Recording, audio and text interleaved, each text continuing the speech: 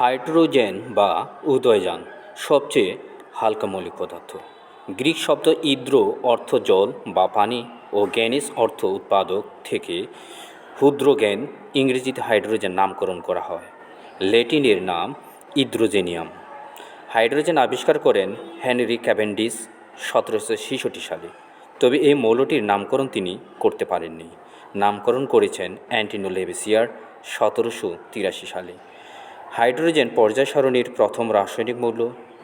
এর পারমাণবিক সংখ্যা 1 ও পারমাণবিক ভর 1। এর প্রতীক এস। হাইড্রোজেন বর্ণহীন গ্যাস, এটি অধাতু। পর্যায় সারণীর 1 নং পর্যায়ের 1 নং গ্রুপের 1 নং মৌল। হাইড্রোজেন পরমাণুতে একটি মাত্র ইলেকট্রন থাকে, যা নিউক্লিয়াসকে কেন্দ্র করে ঘোরে। হাইড্রোজেনের গলনাঙ্ক 14.01 কেলভিন এবং স্ফুটনাঙ্ক 20.28 কেলভিন। হাইড্রোজেন কখনো কখনো ধাতুর ন্যায় আচরণ করে বলে একে ক্ষার ধাতুও বলা হয়। হাইড্রোজেনের 3টি আইসোটোপ রয়েছে: 1 প্রোটিয়াম, 2 ডিউটেরিয়াম / ডয়টেরিয়াম, 3 টিট্রিয়াম।